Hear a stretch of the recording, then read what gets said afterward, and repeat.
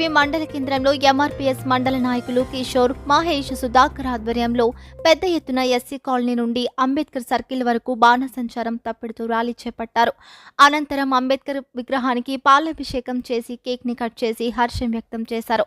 SC వర్గీకరణపై supreme court తీర్పును MRPS స్వాగతిస్తున్నాము. అలాగే SC ST వర్గాలకు ఎంఆర్పీఎస్ మందకృష్ణాలకు ఎరుగని నీతిలో పోరాడి కొనసాగించినందుకు ఈ రోజు సుప్రీంకోర్టు ఆమోదించినందుకు వచ్చినందుకు హాలహర్వి ఎంఆర్పీఎస్ నాయకులు హర్షం వ్యక్తం చేశారు. ఈ కార్యక్రమంలో మునుస్వామి, జ్ఞానప్ప, ముక్కన్న, రాజేష్, విఠల్, బాబురావు, భాస్కర్, పోలయ్య తదితరులు పాల్గొన్నారు.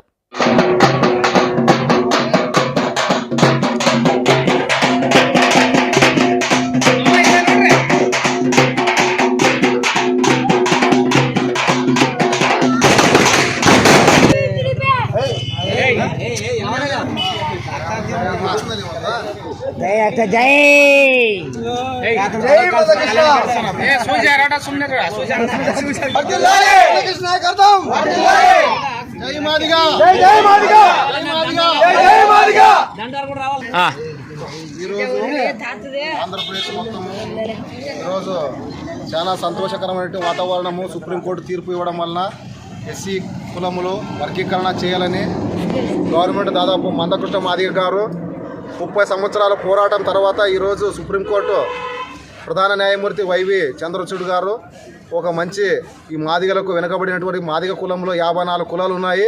అందులో మాలా మాదిగ ఎక్కువ శాతం ఉండడం వల్ల మన మాదిగలకి రావాల్సినటువంటి విద్యా ఉద్యోగాల్లో సరైనటువంటి రిజర్వేషన్ రాకపోవడం వల్ల గత 30 సంవత్సరాల కింద ఆయన ఎన్నో త్యాగాలు, ఫలితాలు, ఎంతోమంది నేతలు ఈ 30 సంవత్సరాల కాలంలో ఎంతమంది ఇదైనారు. కానీ ఈరోజు ఒక మంచి అవకాశంగా కేంద్ర ప్రభుత్వం కానీ సుప్రీంకోర్టు మాకు మంచి అవకాశం ఇచ్చింది. ఇప్పుడు రాష్ట్ర ప్రభుత్వం కూడా త్వరగా ఈ నిర్ణయాన్ని తీసుకొని త్వరగా విద్యా ఉద్యోగాల్లో మాకు రిజర్వేషన్ కల్పించాలని కోరుచున్నాము. మందకృష్ణ నాయకత్వం, మందకృష్ణ నాయకత్వం.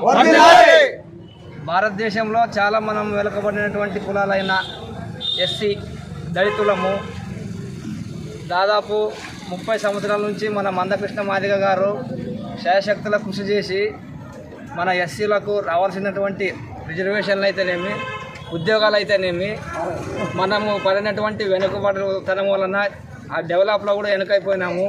తర్వాత బానిసత్వం నుంచి కూడా చాలా ఇబ్బంది పడినారు. చాలామంది పోరాట యోధులు కూడా చనిపోయినారు, జైలు పాలైపోయినారు కొంతమంది. ఈరోజు పోరాడిన వాళ్ళు కూడా కొంతమంది చాలామంది చనిపోయినారు. ఈరోజు సుప్రీంకోర్టు ధర్మాసనం దాన్ని పరిగణనలోకి తీసుకొని సుదీర్ఘకాలంగా చర్చించి 30 సంవత్సరాల నుంచి చంద్రచూడ్ నాయకత్వంలో ఈరోజు CJI chief justice of India గారు వాళ్ళు మంచి నిర్ణయం తీసుకున్నారు.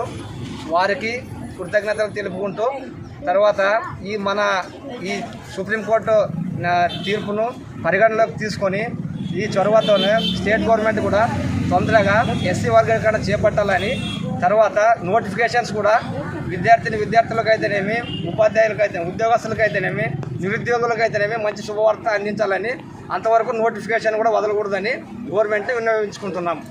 జై మందకృష్ణ మాదిగ గారి నాయకత్వం.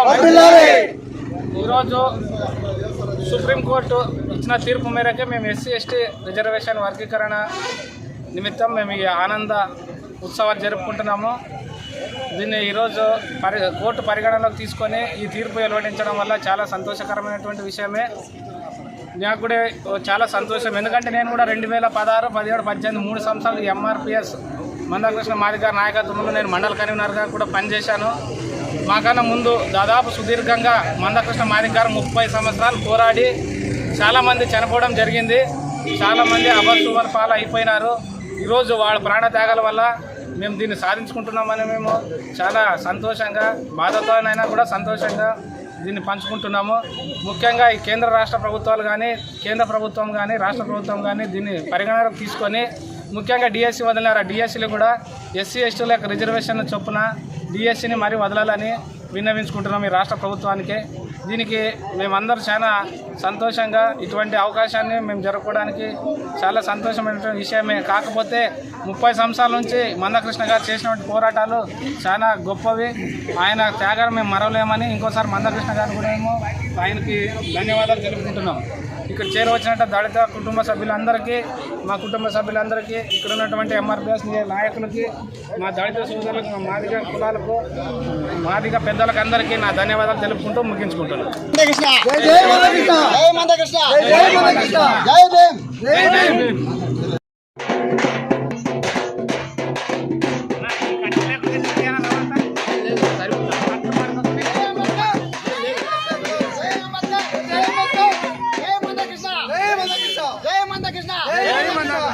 జై ఎంఆర్పిఎస్.